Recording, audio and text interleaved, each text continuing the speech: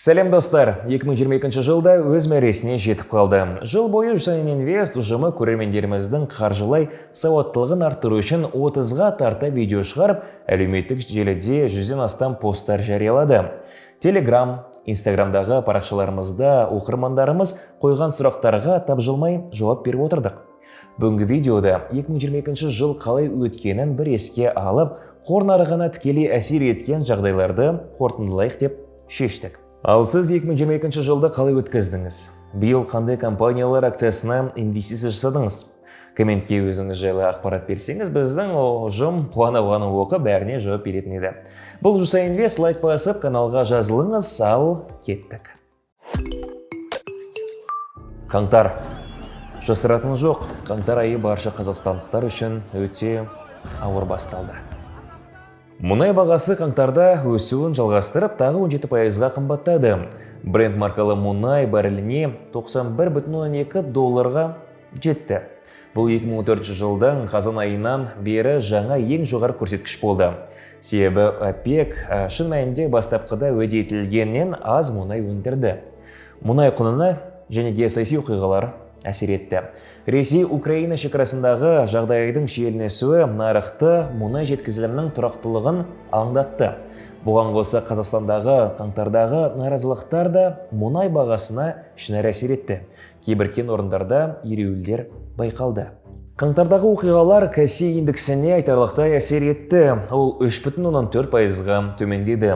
Құлдырау негізінен Лондон қор биржасында тіркелген митингтерге байланысты болды. Осылайша Халық банктың акциялары кәседе 18%-ға, LCA-де 21,6%-ға арзандады. Қазатомөнеркәсіп акциялары кәседе 16,1%-ға, LCA-де 14,8%-ға, дәл қазір 20%-ға арзандады. Қаңтар айында Ұлттық банк басшысы ауысты. Алматы қаласының әкімі қызметіне ауысқан Ерболат Досаевтың орнына Ғалымжан Пірматов Ұлттық банк төрағасы болды. Қаңтар айының 24-інде жылдық мөлшерлемені 9,75%-дан 10,25%-ға көтерді. Халықаралық нарық туралы айтатын болса, қаңтар айы да әлемдік нарық үшін онша сәтті болмады. Қаңтар айында NASDAQ биржасы 9%-ға құлады. Қаңтар айында индекс 1405 тармаққа немесе 9%-ға төмендеді. Бұл 2020 жылдың наурызынан бергі ең үлкен айлық пайыздық құлдырау. Бұл сонымен қатар Dow Jones Market Data мәліметтері бойынша 2008 жылдан бері қаңтардағы ең нашар нәтиже болған. 2022 жылдың басынан бері бастапқы орналастыру IPO көлемі 2021 жылдың рекордтық басымен салыстырғанда 60%-ға, $26,7 миллиард дейін төмендеді, деп хабарлайды Bloomberg. Әлемдік нарық туралы айтатын болсақ, ең ірі корпорациялардың бірі Microsoft World of Warcraft сияқты танымал ойынды жасаған компания Activision Blizzard акцияларын сатып алатын туралы ақпарат шықты. Осы жаңалықтан соң Activision Blizzard акциялары бірден премаркетте 40%-ға дейін қымбаттады. Ақпан. 2022 жылдың ақпан айы бүкіл әлем үшін Ресей мен Украина арасындағы геосаяси шиеленістің басталуымен есте қалатын шығар. Бірақ арнайы әскери операция басталудан бұрын әлемдік нарықта Meta Platforms акциялары бір күнде 26%-ға құлады. Бұл ақш корпоратив нарық тарихындағы ең ірі құлдырау болып саналады. Bloomberg агенттігінің хабарлауынша, бұл қор нарығы тарихындағы ақш компаниялары арасында бір күндік ең ауыр құлдырау болды. Meta Platforms $200 миллиард астам капиталын жоғалтты. Бұл S&P 500 индексіндегі 470 компанияның құнынан да көп. Ақпан айы тек қаралы хабарлардан бөлек Жусайын Инвест үшін өте сәтті мезгілдердің бірі болды. Жусайын Инвест клиенттерінің саны ақпан айында 100 мыңға жетті. Ресейдің Украинаға ашқан соғысына байланысты ресейлік компания акциясы бірден қатты құлдырап бастады. Лондон қор биржасында ақпан айының соңына қарай Novatek акциялары 54%-ға, Роснефть 45,51%-ға, X5 Group 36,25%-ға, Сургутнефтьгаз 19%-ға, Евраз 18%-ға, Полюс 17%-ға құлдырады. Негізгі көгілдір фишкалар ең қатты зардап шекті. Сбер 75%-ға төменде, бір акциясы $0,97 құрады. Бұл тарихтағы ең төменгі деңгей. Газпром акциялары 60%-ға арзандап, $2,25 құрады. Capital.kz сайтының мәлімдеуінше, 28 ақпан күні доллар Алматыда 504 теңгеден сатыла бастады. Теңгенің күрт әлсіреуіне Украина-Ресей арасындағы соғыс қатты әсер еткенін атап өткеніміз жөн. Ақпан айын екі сөзбен жеткізетін болсақ, бұл Ресей акцияларының күрт құлдырауы, доллардың өсуін атап өтеміз. Наурыз айының қорытындысы бойынша кәсе шығарған есепке назар аударайық. 2022 жылдың наурыз айының соңында қор нарығын капиталдандыру 23,3 триллион теңгені құрады. Наурыз айының соңындағы жағдай бойынша Қазақстан қор биржасында 161 акция саудаланғанын атап өткеніміз жөн. Наурызда инфляция 3,7%-ды құрады. Жылдық инфляция 8,7-ден 12%-ға дейін өсті. Бұл 2016 жылғы қазаннан бергі ең жоғарғы көрсеткіш. Наурыздағы айлық инфляцияға негізгі үлесті 64%-ды дәстүрлі түрде азық-түлік сегменті қосты. Азық-түлік тауарлары 5,8%-ға күрт өскенін көрсетті. Бұл бірнеше жылдар бойы байқалмаған көрсеткіш еді. Қазақстанның мемлекеттік облигациялары нарығында наурыз айы жалпы сомасы 205 миллиард теңгеге жуық орналастыру болды.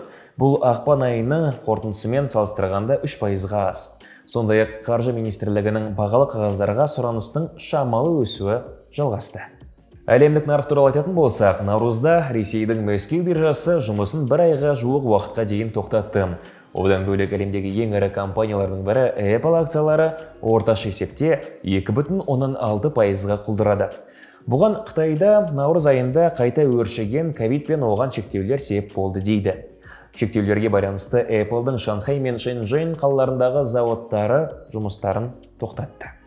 Ал Ресейге қарсы санкциялар басталғаннан кейін 600-ге жуық ірі компания бизнесін тастап кетуге мәжбүр болды. Олардың қатарында 30 жылға жуық жұмысын істеп келе жатқан танымал брендтердің бірі Макдональдс-та Ресей нарығынан кетті. Сәуірде ақш қор индекстері айтарлықтай төмендеді. S&P 500 5,68%-ға төмендеді. Dow Jones 2,59%-ға төмендеді. NASDAQ 9,46%-ға. ақш доллары индексі айтарлықтай өсті, яғни 5,6%-ға қымбаттады. Әлемдегі ең ірі стриминг сервистердің бірі Netflix акциялары 40%-ға құлдырады. Оған себеп ретінде сарапшылары компания өз қаржы есебінде 2011 жылдан бері алғаш рет ақылы жазылымдар саны азайғанын алға тартты. Netflix-тің артынан Disney, Paramount, Warner Bros. Сияқты кино әлемімен байланысты компания акциялары да құлдырады. Сәуір айы жалпы айтқанда стриминг сервистердің құлдырауымен сипаттасақ болады. Қазақстан қор биржасының ақпараттарына сәйкес сәуірде кәсе индексінің құны 9,4%-ға төмендеді. Жалпы жыл басынан бері жергілікті қор нарығы 17,5%-ға құлдырады. 20 сәуірде Альфа-банктың Қазақстандық еншілес ұйымы Банк-центр кредит акционерлік қоғамымен оған өзінің барлық жай акцияларын сату туралы келісімге келгенін хабарлады. Нарықтан бөлек сәуір айында басқа да ірі оқиғалар жүзеге асқаны жайлы айтып өтейік. Мысалы, 10 сәуір күні коронавируспен ауырған адамдар саны 500 миллионға жетті. Ал Францияда Эммануэль Макрон екінші рет президент болып сайланды. Мамыр. Сәуірдегі күрт нығаюдан кейін ұлттық валюта рубльден кейін өсу тенденциясын жалғастырды. Мамыр айында нығаю шамамен 4,3%-ды құрады. Олар ай соңында $1 үшін 425 теңге берді. Ал қазіргі уақытта доллар 460 теңге шамасында тұр. Мамыр айында ақш президенті Джо Байден Украинаға әскери көмек көрсететін Ленд-лиз заңына қол қойды. Бұл Ленд-лиз аясында Ресеймен соғысып жатқан Украинаға әскери техника, медициналық көмек берілетін болды. Осы заңға қол қойған соң әскери техника өндіретін Raytheon Technologies, Lockheed Martin Corporation секілді компаниялар акциясы бірден өсіп кетті.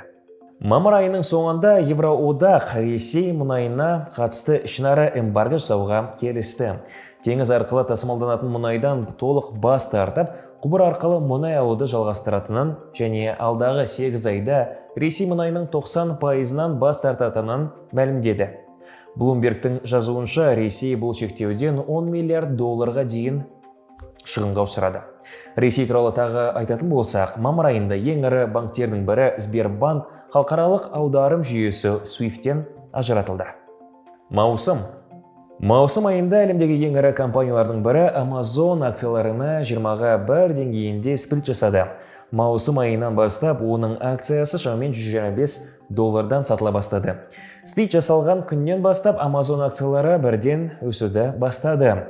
Бір сауда күнінде 4,5%-ға дейін қымбаттады. Одан кейін компания акциясы ақырындап түсе бергенін де атап өткеніміз жөн. Шілде айында өтетін Amazon Prime Day-да акциялар өсуіне елеулі әсер етті.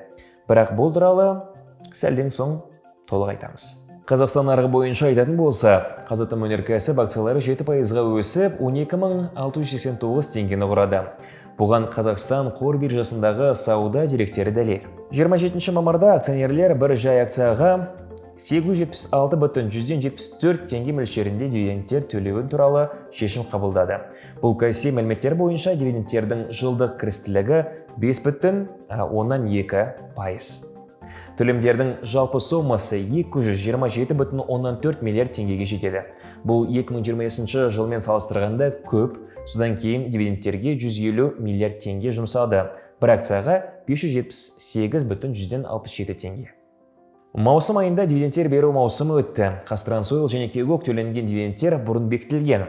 Қазмұнайгаз акционерлік қоғамы 27 маусымда жалпы сомасы 21 жылға жай акциялар бойынша 200 миллиард теңге дивиденд төледі. Маусым айының басында Жусан Инвест компаниясы жас инвесторларға арнап Жусан Junior қосымшасын іске қосты. Енді 10-16 жас аралығында жас өспірімдер де ата-анасының бақылауымен инвестиция жасай алады. Шілде. S&P 500 индексі есепті кезеңде 2,28% қосты және 6 ай қатарынан жасыл аймақта аяқталды. Dow Jones Industrial Average 1,125%-ға өсті. Шілдеде ақш қор нарығының ең күшті секторлары қатарында денсаулық сақтау плюс 4,9%, жылжымайтын мүлік 4,69%, коммуналдық қызметтері плюс 4,33% және жоғарғы технологиялары плюс 3,89% болды. Аутсайдер ретінде өнеркәсіп, қаржы және энергетиканы атап өтеміз. Олар жалпы алғанда 8,2%-ға төмендеді. 25 шілдеде Қазақстан Республикасының ұлттық банкі базалық мөлшерлеме бойынша кезекті жиын өткізіп, онда мөлшерлемені 14-тен 14,5%-ға көтерді. Шілде айының қорытындысы бойынша кәсі индексі рекордтық 10,4%-ға өскені де шілде айындағы ерекше жаңалықтар қатарында. Айдың қорытындысы бойынша KCL акциялары 32%-ға өсіп, көшбасшы болды. 26 шілдеде кәсі эмитент күні аясында KCL таза пайданы жариялады. Компания 2-тоқсанда 19,4%-ға өсіп, 10,1 миллиард теңгені көрсетті. Жарты жылдық өсім 23,9%-ды құрап, 19,4 миллиард теңгеге жетті. Тамыз айындағы негізгі оқиғалары қатарында ақш әскерлерінің Ауғанстаннан шығарылуы, коронавирустың дельта штамының кең таралуы және Жаңа Орлеан мен Луизиананың оңтүстік шығысында болған күшті дауыл болды. Егер сіз тамыз айында табыс тапқан болсаңыз, онда бірінші Федералдық резервтік жүйенің төрағасы Джером Паулге алғыс айтуымыз керек. Ол орталық банктың ынталандыру бағдарламасын қысқартуға кірісу ниетін жариялады. Шын мәнінде негізгі мөлшерлеменің өсуін 2022 жылдың аяғына қарай немесе 2023 жылдың басынан ерте күту керек деп болжам жасаған еді сарапшылар. Нәтижесінде S&P 500 тамызда 2,9%-ға өсті, ал жыл басынан бері 20,4%-ға өсті. Ең үлкен өсімді, яғни 15,1%-ды халық банк акциялары көрсетті. 6 айда таза пайда 281 миллиард теңгені құрады. Бұл өткен жылдың сәйкес кезеңінен 24,8%-ға жоғары болды. Өсу бойынша екінші орында бір айда өскен KCL компанияның акциялары иеленді. Акция бағасы 13,7%-ға өсті. Компания бірінші жартыжылдықта компанияның таза пайдасын жариялады. Теңгеге салғанда 23,9%-ға өсіп, 19,4 миллиард теңгені құрады. Қыркүйек айы әрқашанда инвесторлар үшін ең жаман және қорқынышты кезеңдердің бірі болып саналады. Тамыз айында Америка қор нарығы пандемия кезінен бері ең қатты құлдырау нәтижесін көрсетті, және пандемиядан кейін ең нашар ай болды. Dow Jones 85 тармаққа немесе 0,3%-ға төмендеді, ал S&P 500 тегіс және Nasdaq Composite 0,3%-ға өсті. Инвесторлар ақш-тың федералдық резервтік жүйесінің пайыздық мөлшерлемелерін күрт көтеруі белгіленген шектен асып, экономиканы рецессияға ұшыратады деп қауіптене бастады. Wall Street 2022 жылдан қыркүйек айы 2020 жылдан бергі ең нашар кез болды деп жазды. Қазатомөнеркәсіп директорлар кеңесі компанияның 2024 жылы өндіріс көлемін жалпы жоспарланған деңгеймен салыстырғанда шамамен 10%-ға қысқарту стратегиясын мақұлдады. Сондай-ақ қыркүйекте компанияның топ менеджментінде кадрлық өзгерістер болды. Басқарма төрағасы қызметіне Ержан Мұқанов тағайындалды және стратегия және даму жөніндегі бас директор қызметі жойылды. Нәтижесінде алқаның сандық құрамы 8 адамнан 7 адамға дейін қысқарды. Қазатомөнеркәсіп акциялары қыркүйекте 19,56% құнын жоғалтты. Бұл ақыр соңында 90-дық 1,32%-ға төмендеуіне келді. Қазан. MarketWatch мәліметтері бойынша Microsoft акциялары қазанда 6%-дан астам құлдырады. Инвесторлар компанияның есебін күтіп, акциялары күні бойы жасыл түсте саудаланды. Алайда сауда-саттық жабылғаннан кейін 1-тоқсандағы кіріс туралы болжамдық есеп шығарылған кезде акциялар сатыла бастады. Microsoft 1-тоқсандағы табысы 17,56 миллиард долларды немесе акцияға 2,35 долларды құрады.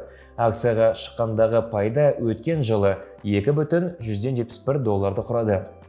Tesla электромобильдер өндірушісінің акциялары 5 қазандағы сауда қорытындысы бойынша 3,5%-ға арзандап 240,8 долларды құрады.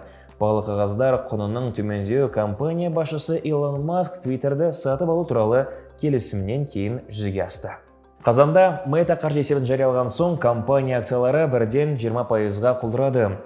Экономиканың бәсеңдеуіне байланысты Цукерберг компаниясының жарнамадан түсетін табысы азайып, бұл қаржы есебінің нашар шығуына алып келді. Ал қазан айында ресейлік акциялар нарығы 10%-ға дейін өсті. KSI индексінің мәні қазан айында және айдың аяғында 1,16%-ға өсті. Биылғы жылы индекстік компаниялардың бір бөлігі дивидендтер маусымын күзге ауыстырды. Қазақтелеком, Халық банк, Кегок, Каспий. Сондай-ақ есепті айда индекстік компаниялар 3-тоқсанның есеп беру маусымын ашты. Халық банк пен Қазақтелеком өз акционерлеріне дивиденд төлейтін болып шешті.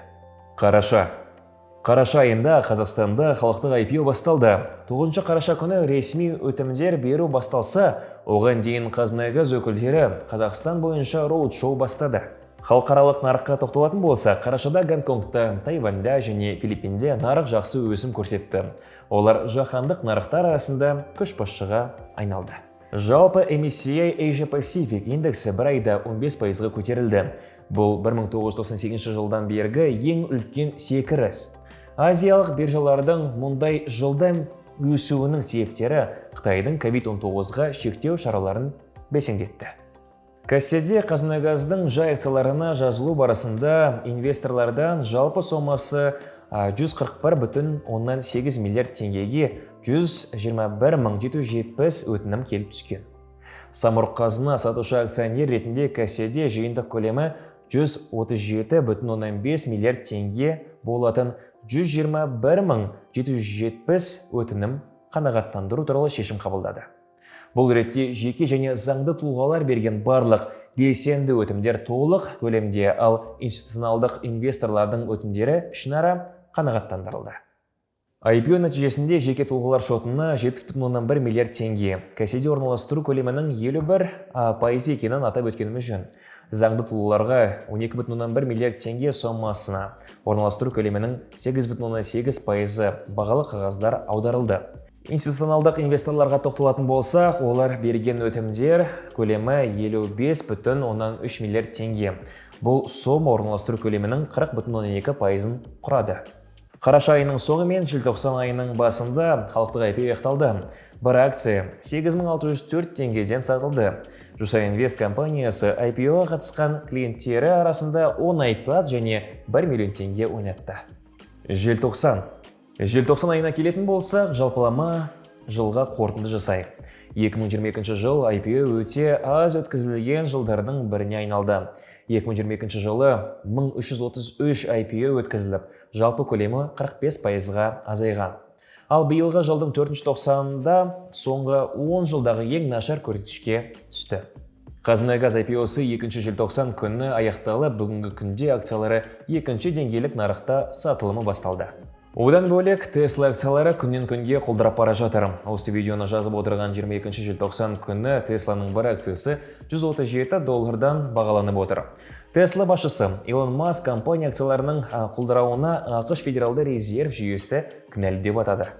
Медиа алпауыт Walt Disney акциялары Bloomberg мәліметінше 5%-ға дерлік құлдырап, 20 жылдың наурызынан бергі ең төменгі деңгейге жетті. Төмендеу Голливуд тарихындағы ең қымбат фильмдердің бірі Аватар су жолы фильмінің кассалық көрсеткіштері төмен болғандықтан 100-ге асты дейді сарапшылар. Фильм ақш ішкі нарығында алғашқы 2 күнде $53 миллион жинады. Ал фильмнің бюджеті $350 миллион құрайды және одан компания басшылары миллиардтаған қаржы түсуін күтеді. 2022 жыл басынан бері компания акциялары 45%-ға құлдырап үлгерді және ондаған жылдардағы рекордтық жылдық құлдырауға жақындап қалды. Өткен айда компания 2001 жылдан бергі акциялардың ең үлкен құлдырауын тудырған 90-дық есебін көңіл көншітпейтін нәтижелермен жариялады. Дегенмен Аватардың кассалық көрсеткіш төмен болғанымен сарапшылар фильмнің ұзақ мерзімді перспективасына оптимистік көзқараспен қарайды. Достар, жалпы жыл қорытындысы осылай. Сіз үшін жыл қалай өтті? Мүмкін қандай да бір маңызды оқиғалар мен даталарды атауды ұмытып кеткен шығармыз. Ол туралы пікіріңізді комментке жазыңыз. Біз қуана-қуана оқитын едік. 2022 жыл сіз үшін сәтті өтті деп үміттенеміз. Алдағы жылда отбасыңызға амандық, қор нарығында жұмысыңыз берекелі болсын деймін. Келесі кездескенше аман сау болыңыздар.